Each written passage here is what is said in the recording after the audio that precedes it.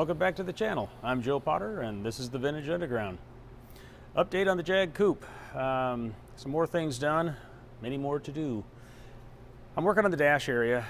We have got all the major components into the dash area, the heater, evaporator core, our 3D printed transition piece to the heater, or excuse me, to the blower. All that's in there. The only major components missing are the heater lines, the hoses, and the hoses for the AC, high and low side of the AC to the evaporator. And those all have to penetrate through the firewall. We took a scan of what we have here so we know what's behind. And then using all this cardstock, I think I showed this on previous video, I created the dash out in the planes that I want it, out of cardstock, and then we scanned that. So now we have digitally in CAD, we've got the background to work with, and we know where the planes are of where we want the dash to be. So now engineer can design the actual dash with the header pieces and all the little details, knowing where it lands and what's behind it and where to attach to mount it.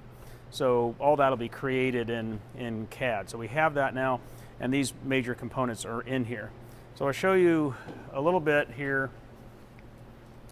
You can see I've got the steering column in, the heater box, evaporator, and the little green piece over there, which is the transition to the heater motor or blower.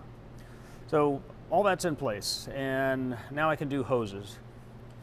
You can also see the shifter down below and how forward it is. And that was my initial landing on the guess on where the shifter would land, but it's too far forward, both from the seating position point of view and also from where I want the console to land when it comes down out of the dash. So that'll be moved back. And fortunately, on a T56 Tremec, there are actually 3 places that you can mount the shifter, which is really handy when you're doing custom work like this. So that'll move back one. The next thing is to get these AC and heater lines through the firewall into the engine bay. One of the goals here is to keep this engine bay really as clean as I can and not a lot of pipes and wires. Anybody that's seen the a V12 Jag, especially the early 5.3 cars, they're just kind of a spaghetti. You can't actually see the engine for all the piping and all that kind of stuff, and I really want to minimize that and get away from that. So it's a large motor. I mean, it's 6 liters. It's a decent sized motor, but it's physically a large motor. It takes up a lot of room. So I do have some space back here between the firewall, the lower firewall, and the bell housing. This bell housing is actually smaller than the automatic one. So I have some room here on both sides. So I'm thinking about bringing the AC lines and the heater lines through here, and I'm up through the valley possibly. The original plan was to move the AC compressor. This is the power steering pump, and I don't need it because we're using electric steering. So the original plan was to move this down here and leave the valley open. I like that from a cleanliness point of view from that angle, but the other way to look at it though is that it does allow me to run the AC lines right up the valley and then hide them and cover them, perhaps with a little cover, right up to the back of the compressor. Whereas if I have to do it over here, I'm gonna have lines coming along the inner fender well. So kind of leaning that way, hiding the AC lines in the valley and maybe making just a little shallow cover below the inlets.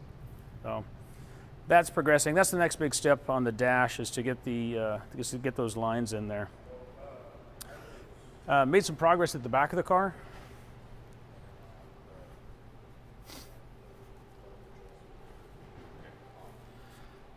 I've always wanted on this design to have the exhaust outlets be an elliptical shape with a fold-in.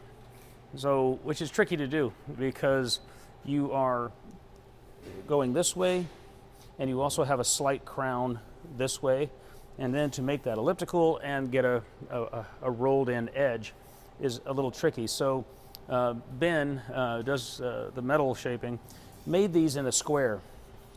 and mimicked this shape. So then all we had to do was weld in this square instead of trying to metal shape on the actual panel.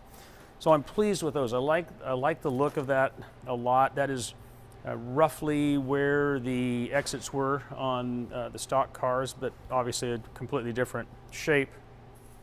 And the muffler pockets on these Jags are right up inside here. So pleased with that. And I'm really kind of liking how that looks. You know, when the lid comes down, it'll be flat here. So you'll have just a contiguous smooth line all the way down, which kind of leads, you know, where I'm really wanting to go with this is no bumpers, and have a really smooth look, and it's working, it's coming. So that's our progress this week. I think that's it. Do appreciate y'all. Please do like and subscribe, and we'll see you on the next one.